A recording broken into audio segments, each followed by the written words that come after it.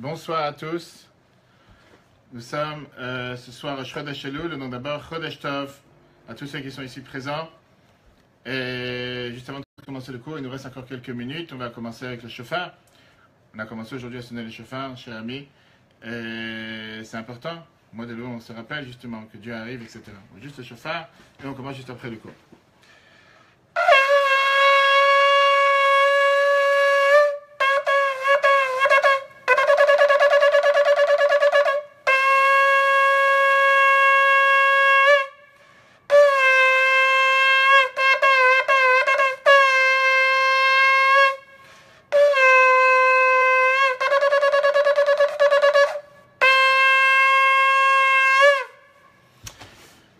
En tout cas, que ça te porte bonheur, plein de joie, plein de santé. Confirme, réaliser son trucage. Sans trucage, c'est du live. Alors c'est vrai que c'était rapide. Ce soir, on va parler de la paracha de cette semaine, la paracha Shoftim. Une paracha qui est très riche, comme la paracha de la semaine dernière. Une paracha avec des dizaines de lois, des dizaines de mitzvahs, des dizaines de commandements. Et ça suit exactement ce qui s'est passé la semaine dernière avec pas la semaine dernière, le cours qu'on a vu lundi soir, si tu veux ensemble, qui était sur l'éclipse solaire et sur le Mazal. Beaucoup de gens demandent, est-ce que nous, le peuple juif, on dépend du Mazal? Mazal qui est traduit parfois par le sort, le destin, les astres et tout ce qui va ensemble. Et c'est ce qu'on va voir ce soir ensemble. Est-ce qu'on dépend du Mazal? Est-ce qu'on a un Mazal? Combien de fois dans la Torah on te dit certaines choses qui dépendent du Mazal? Et parfois on te dit ne fais pas attention puisqu'on est beaucoup plus haut que le Mazal. Alors il faut savoir, est-ce qu'on a un Mazal? Est-ce qu'on n'a pas un Mazal? Et s'il y a un astrologue qui vient et qui prédit et qui te dit comme quoi cette année tu vas faire tant d'argent, cette année il va t'arriver telle et telle chose. Je dois faire attention à ce qu'il dit, je ne dois pas faire attention, je dois considérer que c'est quelque chose de aucune importance ou pas. Regardons ce qui s'est passé en Israël en 1996. Il y a un programme à la télévision qui s'appelle Popolitica, sur la politique. Et c'était quelque chose qui se passait à la fin, pour la fin de l'année, comme maintenant dans un mois avant Rosh Hashanah. À la fin du programme, il y avait un astrologue qui s'appelait Elitzu Kdoshi, il a essayé de donner une perspective astrologique pour l'année prochaine. Et il commence à dire, en fonction de ce qui se passe dans le ciel, en fonction de ce qui se passe dans la lune, dans les astres, voilà ce qui va arriver l'année prochaine. Et tout d'un coup vient celui qui gère qui gère l'émission de télévision, et il commence à lui dire, t'es un menteur, c'est de la fraude, comme tous les astrologues. Il n'y a aucun rapport entre ce qui se passe dans le ciel et si tu vas trouver de l'amour cette année ou tu ne vas pas trouver ton amour. Ou si tu vas avoir une nouvelle opportunité dans le travail, tu ne vas pas avoir une nouvelle opportunité. Et donc, il y a toujours ce même débat. Cet astrologue qui était là-bas, en pleine télévision, devant tout le monde, il a été blessé. C'est mon métier, je suis un astrologue, je sais de quoi je parle. Avec quoi tu te permets pour me dire que c'est pas vrai, c'est pas du vrai? Et il a décidé de l'emmener en justice. L'animateur. Il l'a emmené en justice avec une demande de 260 000 shekels pour le fait que devant tout le monde, parce que tu m'as fait honte, tu te moques de l'astrologie. Le tribunal n'a pas décidé, n'a pas pris en compte pour savoir est-ce que l'astrologie c'est quelque chose de vrai ou de faux. La décision du tribunal en Israël était qu'on ne peut pas prouver, comme n'importe quel cas qui est jugé, qu'un astrologue savait ou sait qui va mentir et qui sait pertinemment que qu'est-ce qu'il dit c'est pas vrai. Et donc, tu ne peux pas dire que c'est un menteur. Dire que qu'est-ce qu'il te dit, c'est forcément ce qui va se passer? Pas forcément. Mais te dire que c'est du mensonge? Non. Et donc, l'animateur a été coupable de lui payer 20 000 shekels pour mauvaise langue. Parce que devant tout le monde, tu l'as traité de menteur, de fraude, etc., etc. Ce qu'on va voir aujourd'hui ensemble ce soir, c'est tellement riche. Est-ce que, d'après le judaïsme, l'astrologie, c'est de la fraude? Est-ce que l'astrologie, c'est du mensonge? Est-ce qu'il y a un lien entre le mazal, le destin, comme certains traduisent, qui éclaire dans le ciel, à l'heure et au moment où nous sommes nés, et les chances que nous pouvons avoir dans la vie ou pas? Est-ce que ça vaut la peine d'aller payer des sommes importantes chez un astrologue pour savoir est-ce que mon mari ou ma femme, c'est la personne adaptée à moi? Est-ce que mon associé dans les affaires, c'est la personne avec qui je dois faire des affaires? Est-ce que ça vaut la peine de commencer une nouvelle vie, comme un nouveau travail, comme un nouveau mariage, alors que j'ai déjà un bon mazal tov? Du coup, ce qu'il faut faire attention, ce qu'il faut se rappeler, c'est qu'on ne parle pas du tout des astrologues qui sont courants aujourd'hui dans la vie de tous les jours, que on ne sait pas vraiment s'ils ont affaire avec l'astrologie, la réelle astrologie qui existait à l'époque. La question, c'est une question fondamentale. Qu'est-ce qu'en pense le judaïsme de l'astrologie tout court? Qu'est-ce qu'on pense du mazal? Pourquoi ça cette semaine? Le peuple juif avance, on arrive en Israël, et comme on a dit depuis quelques semaines, le Chumash Dvarim, Moshe se prépare avant de quitter ce monde, et il donne la répétition au peuple juif des dernières recommandations de qu'est-ce qui va se passer avant de rentrer en Israël. Et cette semaine, dans la paracha Shoftim, nous avons tout un paragraphe qui nous parle des problèmes mystiques. Moshe, il vient, et il est en train de avertir le peuple juif, en leur disant que le peuple qui habite en Israël croit dans toutes sortes de choses mystiques, par à l'époque, qui n'ont pas de sens, et que quand ils ont un débat fondamental devant eux, ils s'attrapent à tout type de fausses croyances, comme l'astrologie, comme la magie, comme toutes les choses qui sont la superstition. Voilà la phrase qui est expliquée dans la Chumash de cette semaine, chapitre 18, verset 4. Je traduis la phrase en français. Dieu dit au peuple juif, qui a Taba et la Haret, tu arrives dans la terre d'Israël, que Dieu vous a donné. L'autre ilma de la asot que tu avot à Goïm ne va pas commencer à faire comme les choses abominables des peuples qui habitent déjà là-bas. Et Moshe, il élabore de la manière la plus simple et la plus claire. Lo imatsebecha, faut pas qu'on trouve chez toi kosem ksamim, quelqu'un qui fait de la magie, meonem, menachesh, menachesh, des différents types de magie. Il n'y a pas le temps maintenant de rentrer dans les détails. Il y avait à l'époque ceux qui parlaient avec les morts, ceux qui mettaient un os sous les bras et avec ça ils faisaient parler les morts, différents types. Au final, Moshe est en train de dire, sache que tout ça, Toavat Hashem kol oseil, c'est une chose abominable envers Dieu, tout celui qui fait une telle chose. Ou bigla la toevot aele, et c'est à cause de ces choses abominables que Dieu te donne cette terre et les renvoie de la terre. Parce que Dieu ne peut pas supporter que vous puissiez faire une telle chose dans la terre d'Israël. Donc Moshe, il dit au peuple juif, avant de rentrer en Israël, sachez que là-bas, il y a déjà eu des peuples qui ont essayé de faire tout type d'astrologie, tout type de magie. On n'a pas le droit de faire une chose pareille. La fameuse phrase fondamentale que Moshe utilise dans la paracha cette semaine, Tamim tiyeh im Hashem Elokecha. Sois Tamim. Et ça, on va débattre même qu'est-ce que ça veut dire, mais la traduction, soit entier, soit intègre, soit parfait. On verra après quelle est la traduction la plus juste avec Dieu ton Dieu. Vient Rashi. Et Rashi il nous explique qu'est-ce qu'est le mot meonen, un des termes qui a été expliqué tout à l'heure par rapport à différents types de magie. Et Rashi te dit, c'est ceux qui te donnent certains temps. Qu'est-ce que ça veut dire? Ils te disent, certaines périodes, c'est bien pour commencer une certaine nouvelle chose, en fonction de comment bougent les astres dans le ciel. Comme on a parlé longuement dans le cours lundi soir sur l'éclipse solaire, qu'est-ce que ça représente d'après l'Agmara, etc. Qu'est-ce que cela veut dire? En fonction des astres qui bougent dans le ciel, en fonction de ça, on peut avoir différentes choses. Les astrologues, en général, ils divisent le ciel en 12 quartiers, 12 régions, ce qu'on appelle le zodiaque.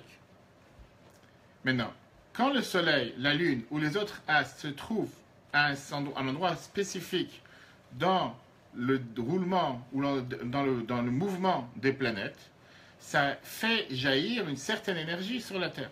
Par exemple, à un certain jour, à une certaine heure où le soleil se trouve avec le mazal du taureau, il y a une influence particulière dans le monde. Et quand il est avec le scorpion, il y a une autre influence. Ça, c'est ce que l'astrologie t'enseigne. Elle n'est pas là pour donner un cours d'astrologie ce soir. Viens la Torah, la chaque cette semaine. Et elle te dit, Tamim tiyeh im Hashem Elokecha. Sois entier, sois intègre, sois parfait. On va voir exactement après le terme, avec Dieu ton Dieu. Viens le Shulchan Aruch, code de loi juif. Je te dis ça de la manière la plus claire. Dans Yoredea, le chapitre 179, on n'a pas le droit de demander aux voyants dans les étoiles ce qui va se passer, quel est le destin, etc. etc. Vient le rameau, Moshe Isserles, et il t'explique en te disant pourquoi? Parce que c'est écrit clairement Tamim tiyeh im Hashem Elokecha, tu dois être intègre, tu dois être parfait avec lui. Donc ça c'est la base. Rentrons maintenant dans les détails. Qu'est-ce que ça veut dire ce mot tamim que la Torah en dit dans la paracha de cette semaine? Qu'est-ce que ça veut dire soit intègre, soit parfait? Qu'est-ce que ça veut dire? Ramban Nachmanide vient et te dit, je traduis le texte, on a un devoir de consacrer notre cœur envers Dieu et de lui demander seulement à lui qu'est-ce que sera le futur par ses prophètes, ou si ce n'est pas ses prophètes, par les gens pieux qui sont autour de Dieu. Qui étaient les pieux qui étaient autour de Dieu au temps du temple? C'était le pectorat qu'il y avait sur le grand prêtre, les Urim et Tumim, avec lesquels on pouvait demander au Kohen Gadol, au grand prêtre, quoi faire, comment faire. Mais ne pas aller demander ça à ceux qui investissent le ciel, ou ceux qui explorent le ciel, ni à ceux qui leur ressemblent. Et ça, c'est la raison pourquoi dans le Targum Onkelos, la traduction araméenne du Chumash, quand on te dit le mot tamim dans la paracha de cette semaine, le Targum, la traduction araméenne, te dit shlim, sois parfait. Qu'est-ce que ça veut dire parfait dans ta crainte de Dieu? Qu'il ne te manque pas quoi que ce soit dans ta crainte envers Dieu. C'est quoi un tamim? Il te dit qu'un tamim, c'est quelqu'un qui est dans une chose parfaite. Et il te dit le simple exemple, comme un mouton ou un sacrifice qu'on amenait dans le temple, qu'on savait très bien qu'il devait être parfait, que ça devait être parfait sans défaut, sans aucune malformation, etc. Ça, c'est une explication. D'après Nachmanide, le mot tamim, c'est la traduction parfaite. Être entier. Qu'est-ce que ça veut dire être entier? Tu dois avoir une crainte de Dieu entière, seulement de Dieu et pas d'un étranger. Ni de toute autre personne mystique, superstitieuse, rien à voir à faire avec toi. Ça nous rappelle le même mot qui a été employé déjà dans la Torah avec Noach, dans laquelle la Torah nous a dit que Noach, tamim aya bedorotav, il était quelqu'un parfait dans sa génération. Ou bien, comme on a dit tout à l'heure, ce qu'on dit tous les matins dans la prière, en fonction des sacrifices, et quand tu amènes un sacrifice, tu as un devoir d'amener un sacrifice qui est tamim, tmimim, que ça veut dire qu'ils sont parfaits, qu'ils n'ont pas de défaut. Ça, c'est Nachmanide. Vient Rashi, commentateur du Chumash, et Rashi n'est pas d'accord. Rashi te dit, je ne suis pas d'accord avec cette définition du mot tamim. Rashi te dit que tamim, ça veut dire italech imo bitmimut. Tu dois aller marcher avec Dieu. Qu'est-ce que ça veut dire marcher avec Dieu avec tmimut? Intégrité. Qu'est-ce que ça veut dire intégrité? Tu ne vas pas commencer à explorer quel sera le futur. Parce que tel voyant, ou telle personne, ou telle chose t'a dit telle ou telle chose. Mais tout ce que Dieu, tout ce qui t'arrive, prends-le avec intégrité, tout de manière parfaite. Soit accepte-le, c'est Dieu qui dirige le monde, c'est comme ça que les choses doivent se produire. Tu ne vas pas commencer à chercher, puisque tel voyant, tel savant, tel astrologue t'a dévoilé ou t'a dit quelque chose, ou il a lu dans la main de l'un ou de l'autre. C'est pour ça que tu vas voir telle ou telle chose. Quelle différence il y a entre Rashi et Ramban dans leur explication? Là, c'est totalement différent de ce qui est expliqué en général dans la Torah. Parce que le mot tamim, ici, veut dire soit droit, soit simple, pour ne pas employer le terme naïf. Soit naturel. Ça nous rappelle une autre fois que Rashi nous a parlé du mot tamim. C'était parlant de Yaakov. Quand Rashi nous parlait du berger, à l'époque berger, futur patriarche, la Torah nous disait Yaakov ishtam yeshev ohalim. Yaakov, c'était quelqu'un de intègre ou bien quelqu'un de simple, naturel, qui était assis dans les tentes. Rashi, à ce moment-là, il te disait qu'est-ce que ça veut dire que Yaakov était ishtam? Un homme parfait, il ne manquait pas une main ou un pied, quel rapport? Mishaï no charif le ramot karouitam. Si quelqu'un n'est pas assez, on va dire, avec une pensée, un cerveau assez piquant pour ruser, il est appelé tam. Yaakov n'était pas un rusé, c'était pas quelqu'un qui était avec des idées par arrière, par avant. Qu'est-ce que la Torah est en train de te dire? Qu'est-ce que ça veut dire que tu dois être tamim? Qu'un juif ne doit pas se soucier. Il ne doit pas être quelqu'un qui doit tout le temps se dire superstitieux, puisqu'il a fait telle chose, il m'a dit telle chose, il a regardé de telle manière, l'autre il a fait. Ça veut dire que tu ne vas pas chercher ce qui se passe derrière le mur. Mais tu dois faire ce qui dépend de toi de manière naturelle. Et une fois que tu fais ce qui dépend de toi de manière naturelle, tu dois après te remettre sur les mains de Dieu, comme David Amelech, le roi David, il nous dit dans les psaumes, Shlach al Hashem yehafra, jette sur Dieu ton fardeau, et lui il va faire. Assure-toi que Dieu va te mener dans la bonne direction. Toi, fais ce qui dépend de toi naturellement. Va pas commencer à rentrer dans la superstition et te dire, puisqu'il a dit que, puisqu'il a fait que, puisqu'il a agi comme ça, automatiquement les choses vont se passer de telle ou telle manière. Ça, c'est la deuxième explication. Et ça, c'est l'explication de Rashi. Il y avait une histoire très intéressante avec le Rabbi Maharash. Rabbi Maharash, qui était le 4e Rabbi de Chabad. Les commerçants de la ville sont venus et se sont plaints à lui. Et ils lui ont dit la chose suivante. Nous, notre commerce, c'est des invités qui viennent visiter le Rabbi. Ils vont dans l'hôtel, ils vont acheter à manger, bref. Qu'est-ce qu'il y avait déjà dans le petit village de Lubavitch. Et puisque récemment, le Rabbi n'avait pas de voyage en dehors de la ville, automatiquement, il y a moins d'invités qui viennent nous voir. Et donc, notre parnassa diminue. Donc, en 2 mots, c'est de votre faute. Arrêtez de bouger, parce que quand tout le temps que tu bouges, la parnassa n'est pas là. Le Rabbi, il a dit la chose suivante. J'ai jamais entendu une vache se plaindre d'où elle va avoir comment manger du blé, etc. Elle s'assure, elle est tranquille, elle ne se fait pas de stress. C'est une vache dans la ferme, une vache à la montagne. Elle sait très bien que son patron va lui donner ce qu'elle a besoin de manger. Pas besoin de te prendre la tête, Nico. En 2 mots, c'est exactement la même chose. Mais là, on n'a pas encore répondu à la question principale avec laquelle on a commencé le cours ce soir. Pourquoi ? Pourquoi la Torah ne veut pas qu'on dépende des astrologues ? Pourquoi ? Est-ce que c'est parce que c'est quelque chose de faux, c'est du mensonge, c'est de la fraude ? Ou bien parce qu'un juif doit être totalement soumis à la volonté de Dieu, doit faire ce que Dieu il attend de lui, et ne doit pas chercher à comprendre ni quoi que ce soit. Et la question, c'est à 2 tranchants.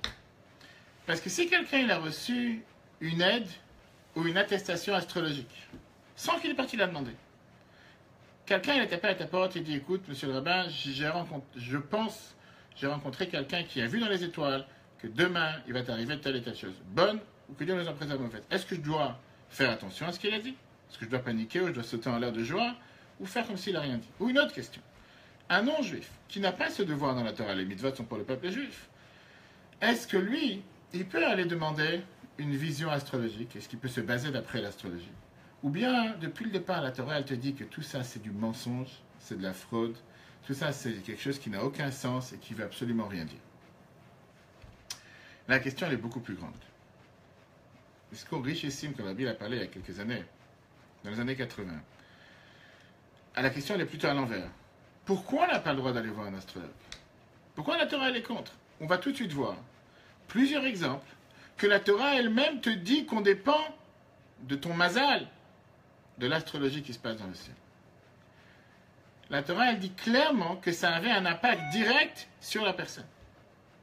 On va voir ici plusieurs exemples. Premier exemple, le plus connu, Abraham, qui s'appelle Abraham. Abraham avait 86 ans, n'a pas d'enfant. Une fois, il s'est plaint à Dieu dans Bereshit, chapitre 15, qu'à quoi ça sert de me donner tout ce que tu me donnes et je suis stérile, je n'ai pas d'enfant, tu ne m'as pas donné de descendance et je n'ai pas qui va hériter ma future descendance. Dieu lui dit quoi ? Vayotse oto achutza, la Torah nous dit, il a fait sortir dehors et il lui a dit, regarde dans le ciel et compte les étoiles. Et Dieu lui dit, Kach yezarecha, ainsi sera ta descendance. Très bien. Alors, pourquoi Dieu l'a fait sortir dehors ? Les choses simples, c'est le verset, il te dit, pour qu'il regarde les étoiles. Mais le Midrash, qui aime le nom Rashi, Dieu lui a dit, sors de ton astrologie. Puisque toi, tu es parti voir dans ton mazal, dans les astres, que tu ne seras pas capable d'avoir des enfants. Moi, je te dis que Avraham, sans haie, n'a pas d'enfant. Mais Avraham, avec un haie, il aura un enfant. L'Agmara nous dit plus que ça. L'Agmara Shabbat, page 156. B. te dit que le mazal d'Avraham, c'était l'étoile Jupiter dans l'ouest. Et ça, c'est un endroit qui est froid, qui n'est pas apte à enfanter. Donc Avraham s'est dit, puisque je descends de l'astre Jupiter, automatiquement, je ne suis pas capable d'avoir des enfants. Dieu, il a changé son nom, automatiquement, il a changé son mazal, et grâce à ça, il a eu un enfant qui s'appelait Yitzhak. Donc, qu'est-ce qu'on voit d'ici? Que pas seulement que Dieu, ni Avraham, ne se sont pas moqués de l'astrologie, de tout ce qui se passe dans le ciel. Bien au contraire, Dieu était d'accord avec le fait qu'Avraham avait vu dans l'astrologie. Il avait vu ce qui se passait. Il avait vu que dans le fait qu'il descend du côté de Jupiter, il ne peut pas avoir d'enfant. Et Dieu, il était obligé de lui donner, si on peut dire, un nouveau mazal, afin de pouvoir venir d'un autre endroit dans lequel là-bas il pourrait éventuellement enfanter. Et la preuve, c'est que ça a marché. Premier exemple. Donc c'est un exemple contraire à tout ce qu'on vient de dire. Le peuple juif sort d'Égypte. En arrivant en Égypte, le peuple juif s'est multiplié à une vitesse sans limite. Pharaon a très peur du problème démographique. Qu'est-ce qu'il invente? Il se dit, tout nouveau-né, on va le jeter au fleuve. C'est ce que la Torah nous raconte, Parashat Shemot. Pourquoi il a voulu jeter les nouveau-nés dans le fleuve, dans l'eau? La Torah te dit la phrase suivante. J'amène Rashi, Shemot, chapitre 1, verset 22. À cause des paroles des astrologues, qu'ils ont vu dans le ciel que le libérateur du peuple juif est né en Égypte aujourd'hui et il va mourir dans l'eau. Donc Pharaon s'est précipité de tuer déjà aujourd'hui tout celui qui est né. Comme ça, il est garanti que le nouveau libérateur du peuple juif, que les astrologues ont prévu qu'il allait mourir dans l'eau. Sauf que ce qui est intéressant, c'est ce que Rashi l'amène à la fin, que là, les astrologues avaient raison, puisque Moïse, il a été frappé à cause de l'eau. L'histoire qui s'est passée 40 ans plus tard dans le désert, quand il a tapé sur le rocher à la place de parler au rocher, à cause de ça, malheureusement, il a dû décéder dans le désert et il n'est pas rentré en Israël. Donc, ils n'ont pas vu exactement les choses correctes, mais en tout cas, un rapport avec les astrologues, c'était vrai. Troisième exemple, c'est un exemple qui est moins connu. Et ça, c'est un exemple qui est aussi important, puisque c'est un exemple qu'on répète chaque anniversaire. Chaque anniversaire hébraïque, on a l'habitude de souhaiter à quelqu'un Mazal Tov. Et le Rabbi de Lubavitch a fait cette campagne en 88 de fêter son anniversaire en disant que c'est le jour que Mazalo gover. Le jour que ton Mazal est fort. Le jour de l'anniversaire de quelqu'un, c'est le jour dans lequel ton Mazal est important. C'est le jour dans lequel on sait que c'est le destin, si tu veux, de toute l'année est décrété. Quel que soit le jour. Quel que soit le jour. Le jour de ton anniversaire, c'est ton jour de Rosh Hashanah. Quel que soit le jour. Quel que soit le jour. N'importe quel jour. Tisha B'Av. Même Tisha B'Av, c'est le jour où Dieu l'envoie. Le Tisha B'Av, c'est le jour d'anniversaire de Mashiach. C'est un grand jour. Le jour où Mashiach, il est né, la Gemara nous dit. On a vu ça dans le cours qu'on a parlé le 9 av. Mais d'où vient cette idée? La Torah nous raconte la chose suivante. L'ennemi juré du peuple juif, l'ennemi le plus connu dans la Torah, c'était Amalek. Amalek, il est venu et il a frappé le peuple juif juste après la sortie d'Égypte. Il a réussi à attraper même ceux qui étaient en retard dans le camp des voyageurs en désert. Quel était le secret de sa réussite? Comment il a réussi dans un endroit que personne d'autre dans le désert a réussi? La Gemara Yerushalmi nous dit la phrase suivante dans la Gemara Rosh Hashanah. Quand Moshe levait ses mains vers le ciel, on dit que le peuple juif gagnait la guerre. Rabbi Yeshua ben Levi nous dit que Amalek, il avait l'habitude de faire de la magie. Qu'est-ce qu'il faisait? Il mettait les soldats le jour de son anniversaire. Et il commençait la guerre le jour de son anniversaire. Pourquoi? Parce qu'il s'est dit que le jour de l'anniversaire de quelqu'un, c'est très rare qu'il peut tomber. Pourquoi? Parce que le mazal de la personne est fort ce jour-là et il aide. Qu'est-ce qu'on voit d'ici? Que même Amalek était au courant du fait que le jour de son mazal, qu'est-ce que c'est-à-dire le jour de son anniversaire, son mazal, astrologie dans le ciel, fonctionne comme il faut. À tel point, comme je te dis, que l'on a l'habitude de dire aujourd'hui à chaque personne, le jour de son anniversaire, que son mazal est fort, et pas seulement son mazal est fort, mais ça lui donne beaucoup plus de force. Avant de répondre, regardons un morceau de la Gemara Shabbat, page 156a. Rabbi Yeshua ben Levi te dit la chose suivante. Celui qui est né dimanche, il sera forcément ou tout d'un côté ou tout de l'autre. Ou un tzaddik, ou un rachat. Ou un pieux, ou un mécréant. Pourquoi? Parce que dimanche est né la lumière et l'obscurité. Il n'y a pas de moitié-moitié. Ou l'un ou l'autre. La Gemara te dit, celui qui est né lundi, il sera quelqu'un de coléreux. Pourquoi? Parce que c'est le jour où Dieu a fait la division des eaux. Les eaux d'en haut et les eaux d'en bas. La Gemara continue. Celui qui est né mardi, il sera quelqu'un de riche, mais quelqu'un aussi qui aura affaire avec des choses grossières. Pourquoi? Parce que c'est le jour où est né tout ce qui sont les plantes, qui sont les herbes, qui se mélangent, toutes les plantes, toutes les graines se mélangent les uns avec les autres. Ça c'est Rashi. Celui qui est né mercredi, il sera intelligent et il va éclairer, parce que c'est le jour dans lequel sont nés tous les grands astres dans le ciel. Le soleil, la lune, etc. Celui qui est né jeudi, ce sera quelqu'un qui fera de la bonté envers les autres. Pourquoi? Parce que c'est le jour où est né les poissons et les oiseaux, qu'on n'a pas besoin de se fatiguer pour leur donner à manger, mais Dieu, par sa bonté, les nourrit tous les jours.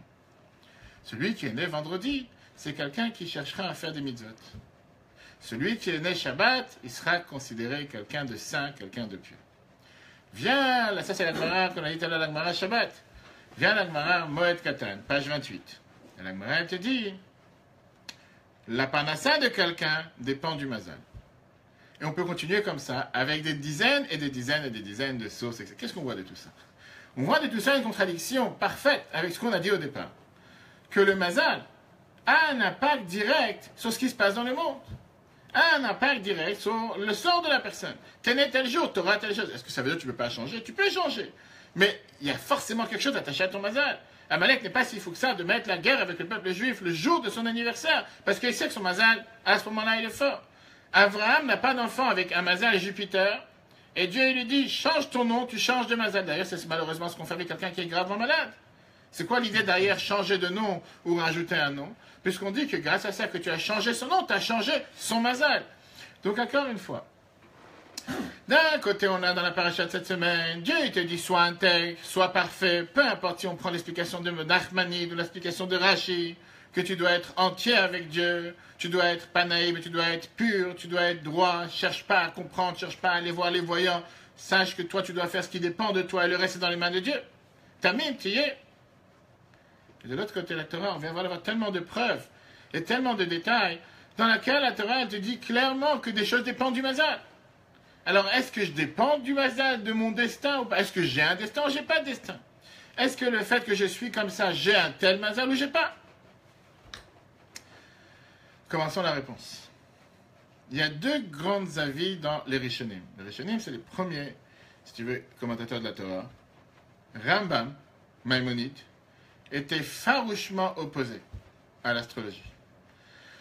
Rambam, qui était un grand kabbaliste, qui était un grand juge, qui était un grand docteur, qui était beaucoup de choses, il tient et il écrit clairement que l'astrologie c'est interdit, c'est du mensonge, c'est de la fraude. Éloigne-toi de l'astrologie le plus possible. Ça n'existe pas, je te dis tout de suite le texte, ça n'existe pas une telle chose d'un destin qui peut avoir un impact sur une personne. C'est une invention, les mots que Rambam il emploie, une invention des gouverneurs non juifs à l'époque qui voulaient gérer la masse. Je te traduis le texte. Rambam dans les lois d'idolâtrie, chapitre 11. Il reprend la phrase de la paracha de cette semaine.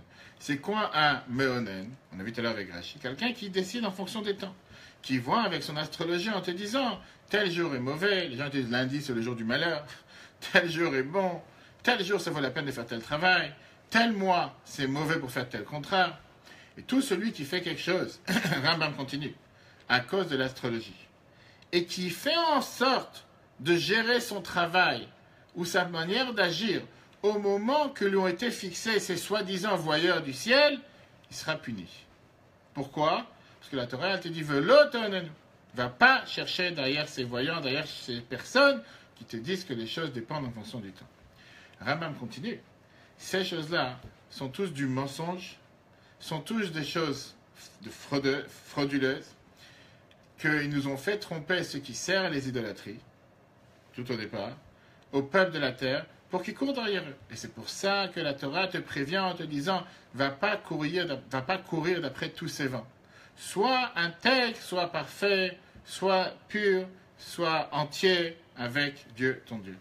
Qu'est-ce que ça veut dire? Rambam, il explique, agis avec ta tête et agis pas avec des bêtises. Alors, quand on était là, c'est bien beau d'avoir un tel Maïmonide. Mais ce qui nous dérange, c'est que qu'est-ce que Rambam fait avec tout ce qu'on a dit précédemment? C'est la Torah elle-même qui te dit que tellement de choses sont dépendues dans du mazal. Le Rambam te dit qu'il ne faut pas suivre, ça ne veut rien dire, on ne s'inquiète pas, c'est très beau. Mais concrètement, tout ce qu'on vient de dire avant, ça ne veut rien dire, c'est que tout ce que la Torah elle a dit avant, ça n'a pas de sens. On voit bien de tout ce qu'on a dit précédemment, qu'on peut très bien savoir dessiner le destin en fonction de ce que je regarde avec les différents astres qu'il y a dans le ciel. Et la preuve, c'est que la Torah te le raconte, la Gemara te le raconte. Par exemple, on ne peut pas avec un coup de main, non, ça n'a aucune importance, c'est des bêtises, c'est du mensonge. On peut donner la réponse suivante. Que Rambam, Maïmonide, il te parle des astrologues d'aujourd'hui, qui n'ont aucune idée de comment fonctionne l'astrologie.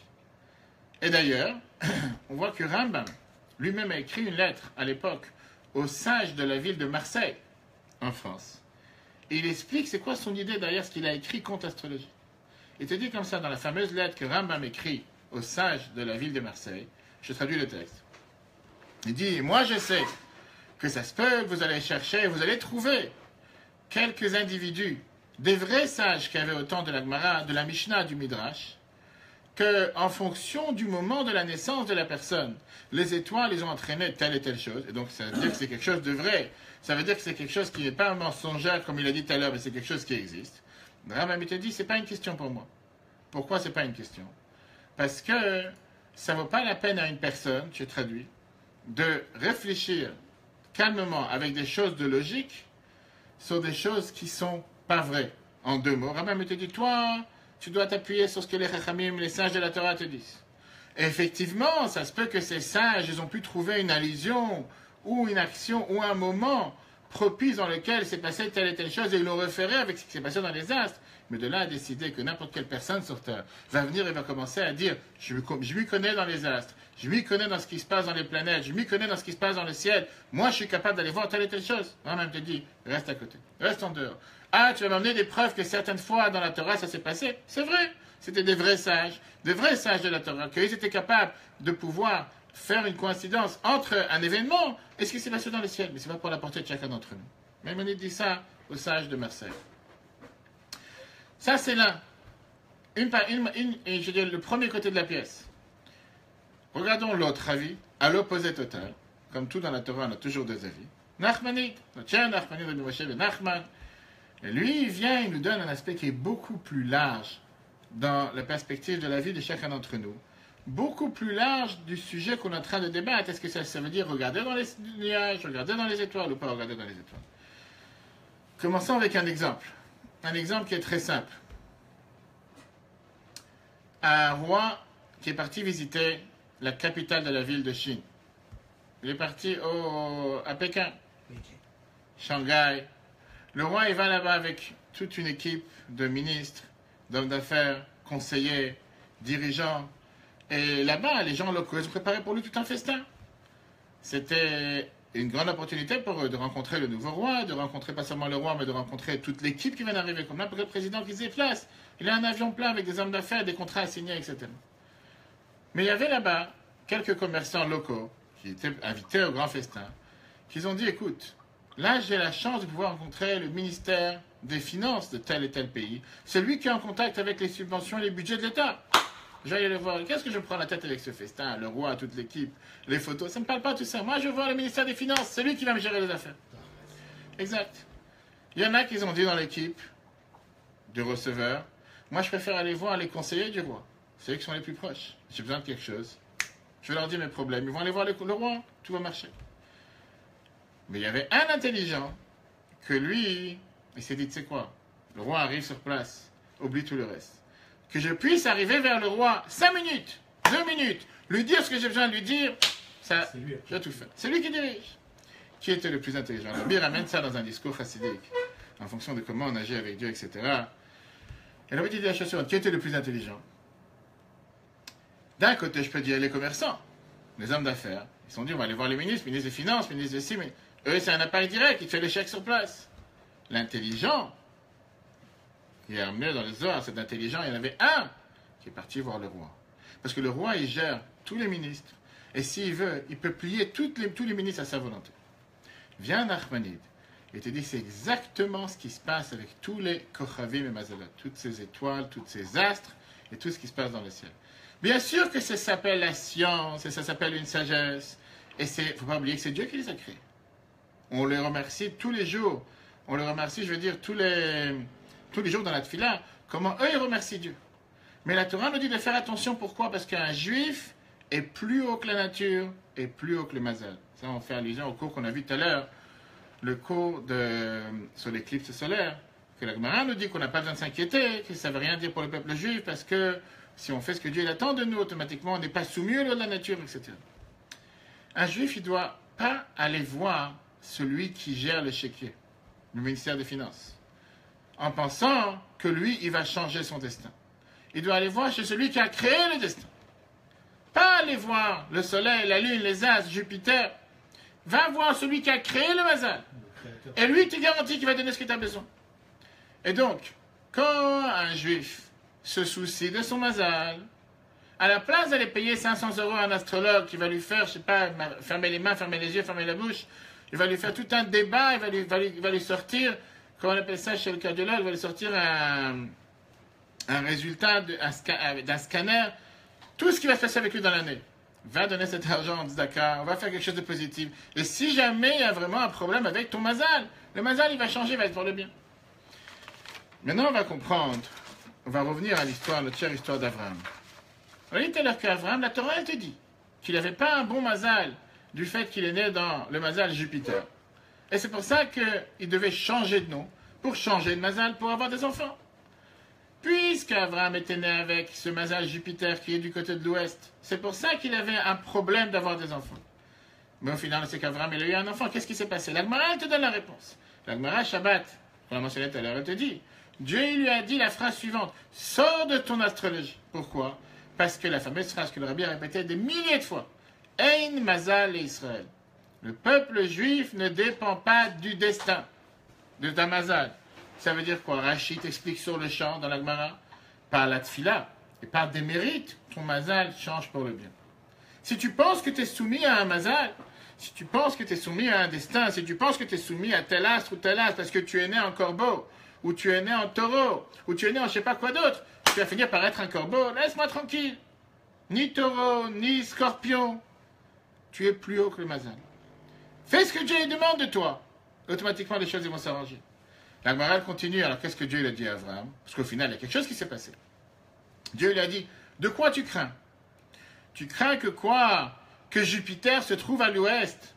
Et c'est un endroit froid dans lequel on ne peut pas forcément avoir un enfant.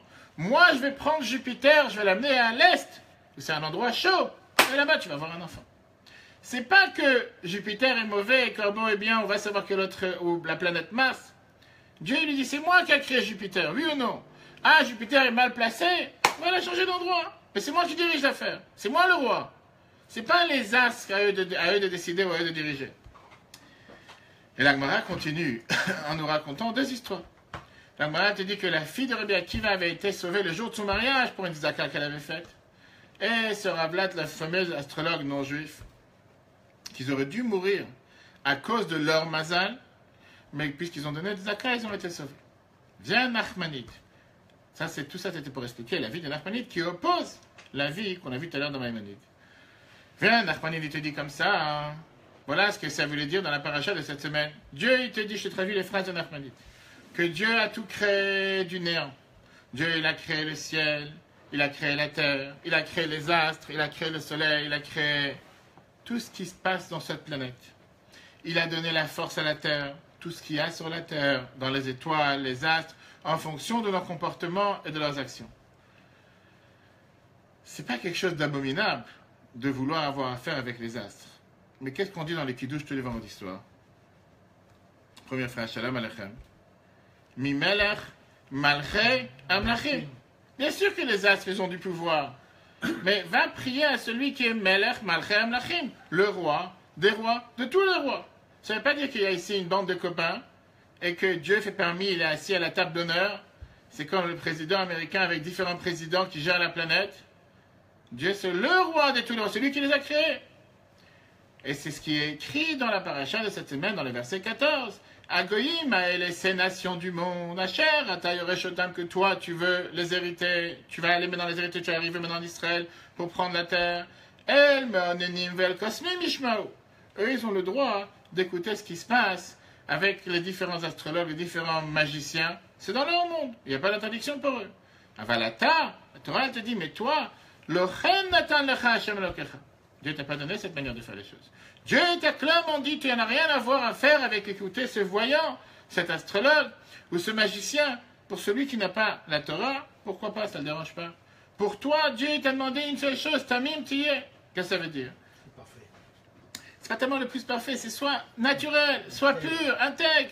Va pas chercher à se dire, il m'a dit, mais des fois des gens ils te disent, je suis sorti de chez moi, il pleuvait, je suis tombé, j'ai trébuché, il y a un verre qui s'est cassé. Ça veut dire que t'en finis plus. Tu vis avec la superstition. Mets une fleur de menthe dans la poche droite, mets une cerise dans la poche gauche, mets un fil rouge dans une main, mets un fil rouge dans une autre main. Mais la réalité, c'est ce que j'ai toujours dit aux gens, le fil rouge porte bonheur seulement à ceux qui les vendent. Qu'est-ce que tu t'es attrapé avec un fil rouge? Viens, ça c'est la parenthèse. Ramban vient et te dit, si jamais tu entends quoi que ce soit de ces gens-là, sache que c'est Dieu qui décide. À Kol Bidei Shamayim. Pourquoi? Parce que Dieu, il est Elokea Elohim, le Dieu des dieux. Il est plus haut que tous. Et Dieu, il est capable de changer la composition, de changer le trafic, de changer la véhiculation, de changer le mouvement des astres et des mazals comme il veut. Et donc, Nachmanide termine, il faut croire que tout ce qui arrive, c'est en fonction de ce que l'homme fait envers Dieu. Plus tu te rapproches de Dieu, plus tu fais la volonté de Dieu, plus tu fais ce que Dieu il attend de toi, plus tu es garanti que les choses vont se passer comme il faut qu'ils se passent. De la même manière. Regardons en détail. Maintenant, on va voir pourquoi Rambam, pas Nachmanide, Rambam, pourquoi tout à l'heure on a vu que Maïmonide nous a dit que l'interdiction de voir dans les étoiles est déduite du verset qui te dit l'autonome, on va pas faire de la magie. Alors que dans Shulchan Aruch, on ne te dit pas de ces versets-là, on t'apprend ça du verset positif, Tamim Tiyeh, qui est un aspect positif, une mitzvah positive, d'être intègre, d'être parfait envers Dieu. Rambam y pense, Maïmonide, que l'interdiction d'aller voir dans les étoiles et demander dans les voyants dans les étoiles, c'est du vent, c'est de la bêtise, et donc c'est une interdiction d'aller leur demander conseil. Shulchan Aruch, il pense comme Nachmanide, que les étoiles, c'est une sagesse de Dieu, les astres, c'est une sagesse de Dieu. Ça n'a rien à voir avec toutes ces choses abominables que les nations ont pu faire à l'époque en Israël. Mais c'est une nouveauté que Dieu il attend de toi ici. Dieu il te dit, ton devoir, être attaché à Dieu. Fais ce que Dieu demande de toi. Pense pas parce que tel ou tel astrologue t'a dit telle et telle chose. Il peut se passer telle et telle chose. On va ouvrir une parenthèse. Maintenant, on va voir comment, ce qu'on vient d'expliquer avec ces deux approches qui se complètent l'un l'autre. Parce que d'un côté, on va citer 5 preuves dans lesquelles on se fie au mazal. On s'attache au mazal. On dépend du mazal, quoi qu'il arrive. Et on vient de dire le contraire. Alors comment ça marche? Première preuve. La Gemara Ta'anit te dit, clair, on a passé ça le mois qui vient de passer, que quelqu'un du peuple juif qui a un jugement avec un non-juif, vaut mieux qu'il évite de le faire pendant le mois de Av, avant le 9 Av, parce que c'est un mauvais mazal pour le peuple juif. Il vaut mieux faire le jugement dans le mois d'Adar, parce que le mois d'Azar, c'est un bon mazal pour le peuple juif. On répète ça tous les ans. Chodesh Adar, le mois d'Adar, Bari Mazé, c'est un mazal parfait pour le peuple juif. C'est des jours où on a eu les miracles de Purim. Le mois de Av, c'est un mauvais mazal. Le temple a été détruit. Qu'est-ce que ça veut dire? Il y a un mazal, il n'y a pas de mazal. Je fais attention au mazal, je ne fais pas attention. Numéro 1. Shulchan Aruch, on va passer maintenant dans un mois pile d'aujourd'hui. Rosh Hashanah. 30 jours.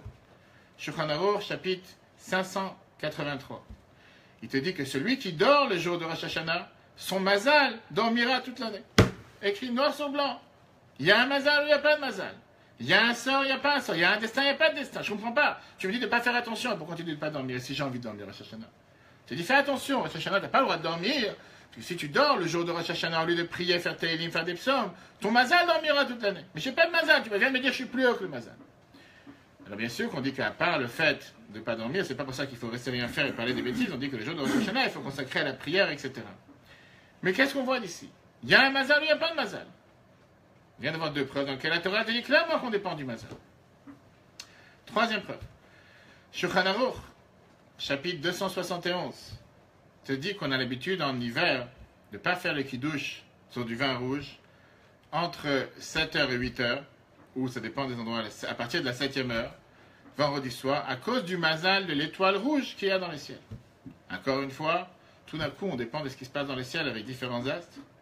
Quatrième preuve, ce qu'on a vu tout à l'heure avec l'anniversaire. Qu'est-ce que ça veut dire l'anniversaire? On a dit que le jour de l'anniversaire, on apprend du Yerushalmi comment il se comportait à Malek. Que Mazalo Gover, son mazal, il est fort. Ça veut dire quoi, son mazal, il est fort? Pourquoi on doit fêter le jour de l'anniversaire? Cette campagne que Rabbi a lancée il y a 29 ans. De faire de ce jour d'anniversaire un jour important pour ajouter dans les études, ajouter dans la tzedaka, ajouter dans les prières, prendre des bonnes résolutions, prendre des bonnes décisions, parce que ton mazal, il est fort. Il n'y a pas de mazal, je suis plus haut que le mazal. Et la fameuse phrase qui est connue de tout le peuple juif, à chaque fois qu'il y a une simcha, à chaque fois qu'il y a une joie, à chaque fois qu'il y a quoi que ce soit, qu'est-ce qu'on dit? Mazal tov. Qu'est-ce que ça veut dire mazal tov?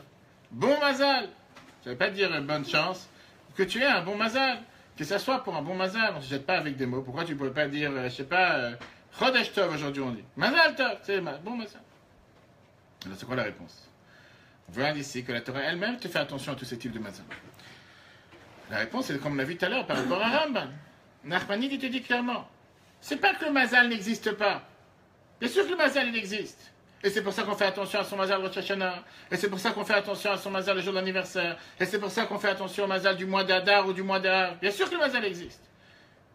Le Rambam te dit, tu ne dois pas craindre au mazal. Tu ne dois pas avoir peur du mazal.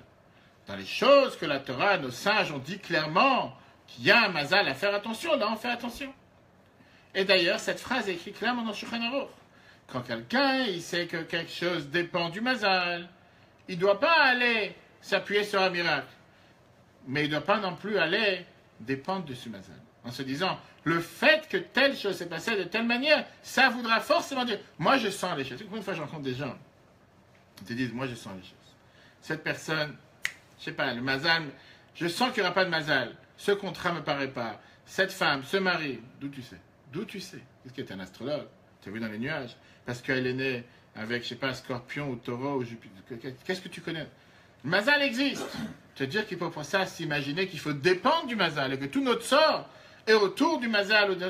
Des fois, je ne sais pas, des gens disent, j'ai vu, tu vois, cette personne dans la rue, elle parle toute seule. Regarde ce qu'elle dit. Je suis en train de passer à chaque fois, elle me regarde avec un regard, elle dit des mots. Tu sais, la superstition, des fois, ne fait pas passer un enfant sur la table parce qu'il va savoir ce qui peut lui arriver. Ou un enfant qui n'a pas de dents ne va pas lui montrer un miroir, va savoir ce qui peut lui monter dessus. On arrive aux inquiétudes. C'est pas des inquiétudes. C'est le fait que tu as ces gens qu'une fois que tu tombes dans cette superstition, tu ne sors plus de chez toi, tu ne sors plus de ton lit. Tu restes toute la journée enfermé parce que je peux te garantir que sur chaque chose que tu fais, quelqu'un va venir te trouver. Qu'est-ce qui ne va pas? Regarde la phrase dans la lettre que le Rabbi il emploie en 1959.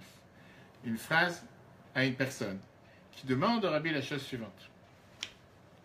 Ils ont très peur pour leur mazal. Ils ont été maudits. Ils ont été maudits. Tu passes dans la rue, quelqu'un... Imagine-toi une chose, le peuple juif, il n'y a pas le peuple le plus maudit sur terre. Depuis 3000 ans, combien de gens ont essayé de tout faire, pas seulement des malédictions. Et ils ont parlé. Regarde ce que la Bible dit. Suite à votre lettre du 2 septembre, dans lequel vous me demandez par rapport à votre mazal. D'abord, c'est écrit, le Rabbi dit, la phrase de la paracha de cette semaine. Tamim tiyeh im Hashem Elokecha. Soit intègre, soit parfait, soit entier, avec Dieu ton Dieu. On n'a pas à aller chercher dans ce qui va se passer dans le futur et dans ce qui va se passer dans le mazal. Mais on doit aller dans le chemin du roi, le roi du monde, que ça c'est le chemin de la Torah et les mitzvot. Qu'est-ce que ça veut dire? Ça veut dire qu'on doit se comporter dans la vie de tous les jours, dans chaque chose et chaque détail, en fonction de ce qui est écrit dans le Shulchan Aruch, etc. On lui dit comme ça. Et là, le Rabbi continue. Et à ce moment-là, on est promis, Dieu nous a promis que Ein Mazal Israël, la phrase qu'on a vue tout à l'heure, il n'y a pas de Mazal pour le. Ça ne veut pas dire qu'on est vraiment tellement moins que rien qu'on n'a aucun Mazal. On est au-dessus du Mazal. On ne dépend pas du Mazal. Et ça s'accomplira, la volonté de ce que Dieu a promis dans sa Torah. Im bechukotai telechu. Dieu il te dit les choses claires. Si vous faites ce que je vous demande, venatati gishmechem, je vous donnerai la pluie, la parnassa, la bracha, comme toutes les bénédictions qui ont été données dans la Torah. Quel rapport avec aujourd'hui? On vient de rentrer dans le mois d'Elul. Aujourd'hui, Rosh Chodesh Elul, depuis hier, aujourd'hui c'est le 1 Elul, le Slichot, Shofar. On rajoute dans la Tzaka, on fait vérifier cette filine, on fait vérifier les mezuzot, on peut le faire par le Bat Rabat, qu'on s'assure que toutes les choses sont en norme, que tout fonctionne correctement avant la nouvelle année. La Torah appelle le mois d'Elul le mois de Rachamim et Slichot, le mois de la miséricorde et le mois des supplications, le mois dans lequel on se tourne vers Dieu. Combien de fois le Rabbi rappelle que le mois d'Elul, même ceux qui sont assis, qui apprennent la Torah avec beaucoup plus de temps dans l'année, ils diminuent du temps d'étude pour ajouter dans les prières, pour ajouter dans les psaumes, rajouter dans les miséricordes, etc. Chez les nations du monde, il y a cette erreur ou cette certaine pensée que la vie, c'est un destin qui est écrit du haut. Un destin qui a été destiné, c'est ton destin. Tu es né dans telle manière, dans telle situation, tel jour, c'est ce qui va t'arriver. Une telle pensée des choses, c'est une pensée déprimante.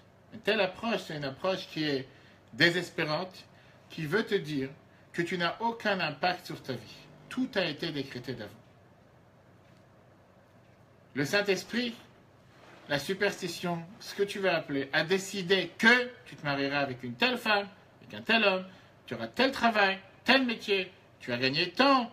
Tu ne peux pas sortir de la boîte dans laquelle ton destin a été décidé. D'après cette approche, ça ne sert à rien de changer quoi que ce soit. Ça ne sert à rien de réparer les erreurs qu'on a faites. Parce que mon caractère est fixé depuis ma naissance. Et les gens ne peuvent pas changer. Ça, c'est l'approche, comme je t'ai dit tout à l'heure, l'approche courante. Vient l'approche du judaïsme. Et l'approche du judaïsme te dit une révolution qui est totalement à l'envers. Tu es maître de ton destin. Tu es celui qui peut fixer ton mazal. Il n'y a pas plus quelque chose qui est plus fort que ta propre force. Tu as la possibilité de changer chaque nature, chaque caractère, et tu as la possibilité de te relever de n'importe quelle défaite et n'importe quel ennui matériel et spirituel. La question n'est pas ça. La question, elle est combien je suis prêt de faire des efforts pour changer. Quand je te dis que tu dépends de ton destin, et quand je dis que tu dépends de ton mazal, et quand je dis que de toute façon tout est figé, tout est ficelé, tu n'as rien à changer, tu ne pourras pas changer, merci, laisse-moi tranquille. J'ai rien à faire. De toute façon, je ne peux pas changer. Rien ne changera. Je suis destiné à me marier avec une telle personne, avoir un tel travail, et c'est fini. Et donc, qu'est-ce que tu fais sur terre? Va dans le désespoir, il n'y a rien à faire. Viens la Torah, elle te dit, mais tu rigoles. Tu es maître de ton destin. Tu es maître de ton mazal. Tu es plus fort que n'importe quelle autre chose sur terre. Tu as le pouvoir de changer la nature. Dieu t'a donné la possibilité de changer ton caractère. La Chassidoute, la Tanya t'explique comment une deuxième habitude devient une deuxième nature. Habitue-toi à faire les choses correctement et tu vas finir par devenir correct. Pense pas un instant, parce que cette année, pendant 11 mois, tu t'es pas comporté comme il fallait, qu'arrive le mois de Loul. C'est mon destin, qu'est-ce que je te dis? C'est comme ça, j'ai perdu mon année. C'est fini, j'ai rien d'autre. Viens le mois de Loul, te dis au contraire. Pense pas un instant que les choses sont figées, les choses sont terminées. Tu peux changer. Tu vas changer. Comme on l'a dit tout à l'heure, tout dépend de qu'est-ce que tu décides de faire. Chaque année, le Rabbi répétait le fameux exemple que l'Admour Azaken a amené.